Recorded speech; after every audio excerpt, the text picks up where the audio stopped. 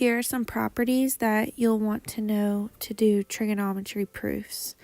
The first ones are our reciprocal functions. So you have cosine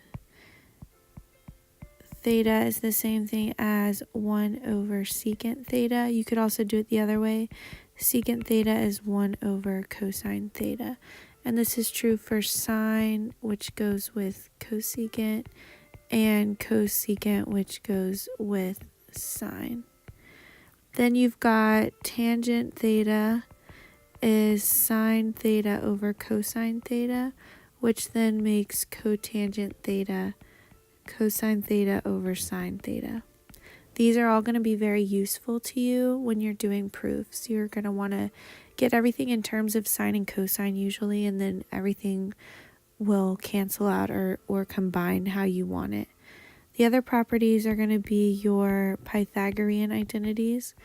Cosine squared plus sine squared theta equals 1. And you can always rearrange this formula to suit what you need. So for example, I could subtract cosine squared, and I have 1 minus cosine squared theta. I could also subtract sine squared theta, and I could rearrange it this way. Some other strategies you might want to think about would be to get common denominators. That will usually help. And like I said before, get things in terms of sine and cosine. That usually helps. So let's look at a couple of these proofs from the chapter 7 test. The first one here, we have sine theta times secant theta equals tangent theta. So I'm first going to rewrite secant as 1 over cosine theta, and that equals tangent theta. And so then we've got, you can multiply there, you've got sine theta over cosine theta equals tangent theta, and sine over cosine equals tangent. So tangent theta equals tangent theta, and I have verified that identity. This next one is a little more challenging because you're going to have fraction upon fraction upon fraction. The first thing I'm going to do is take that 1 right here and have it be a common denominator. So the denominator is going to be 1 minus sine theta. So I've got cosine theta times cotangent theta over 1 minus sine theta minus 1 minus sine theta over 1 minus sine theta. The next thing I'm going to do is I can write that all as one fraction since now they have the same denominators. So I'm going to write it like this. And the next thing I want to do is rewrite cotangent as cosine over sine. So now I'm going to have the numerator and denominators be different colors. The numerator is going to be blue. Not that blue. It's going to be blue.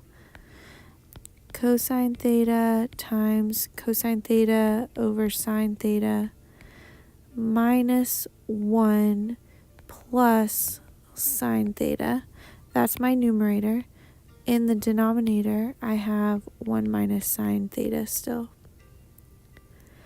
Now, in the top, in the blue part, the numerator, I need a common denominator again.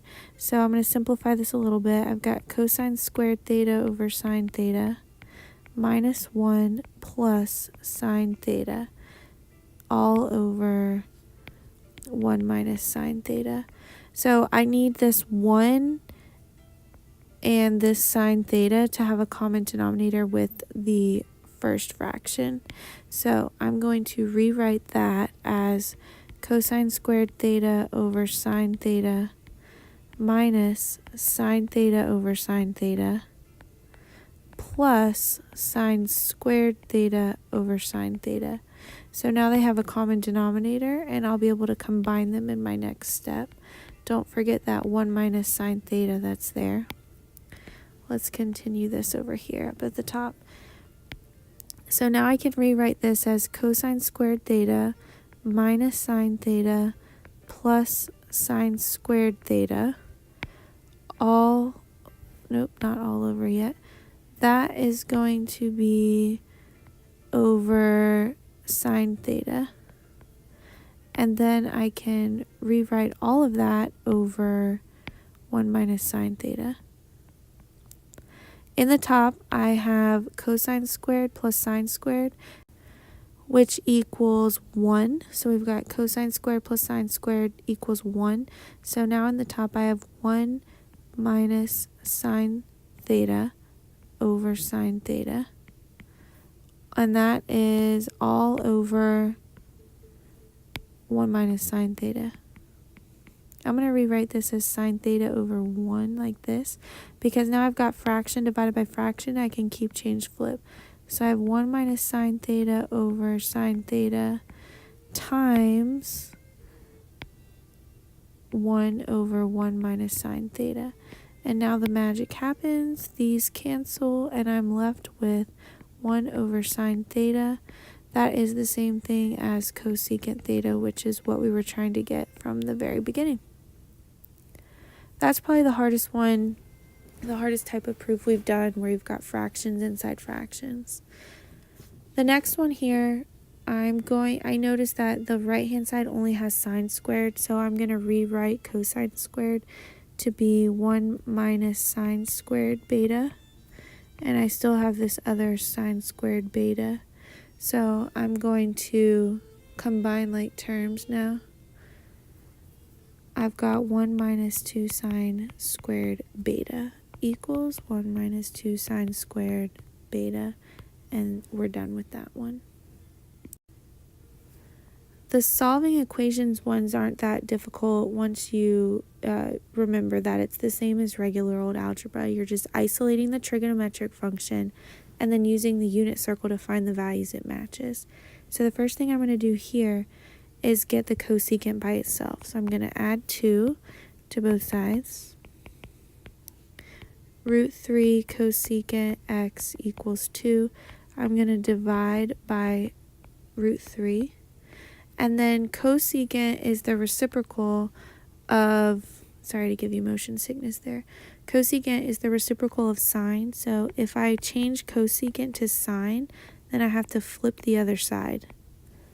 And so now I'm looking at a positive sine value, which is going to be in quadrant 1 and 2. And sine is root 3 over 2 at all of the pi over 3's, but it's positive. So I'm going to go with pi over 3 and 2 pi over 3, quadrant 1 and 2. The next one here requires you to do a little bit of factoring. So there's a leading term here. So that's when you multiply 2 times 1. And so we want to see what multiplies to get 2, adds to get 3. Right here, that's the number.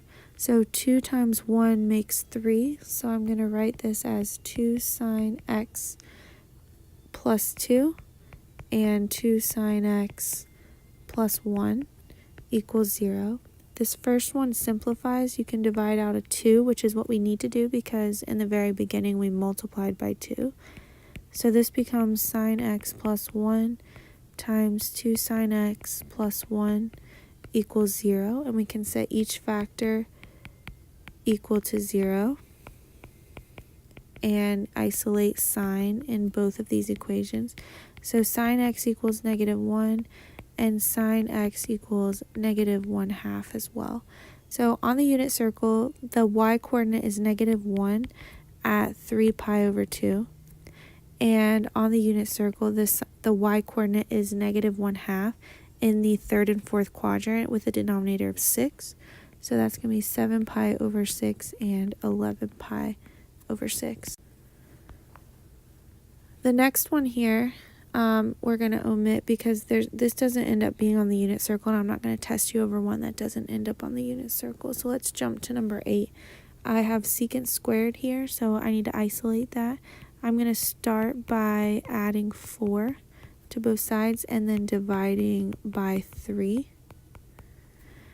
Then I can take the square root of both sides, and remember with algebra, whenever you take the square root of both sides, you have to have a plus or minus. So secant x equals plus or minus square root of 4 over 3. I'm going to simplify that a little bit, plus or minus 2 over root 3. Secant is the reciprocal of cosine. So if I change secant to cosine, then I have to flip this fraction. And it's plus or minus root 3 over 2, so we're going to be in all 4 quadrants. You're going to have 4 answers. Cosine is root 3 over 2 at all the pi over 6's. So pi over 6, 5 pi over 6, 7 pi over 6, and 11 pi over 6. Those are all of the types of problems that you'll need to know from Chapter 7 for your test.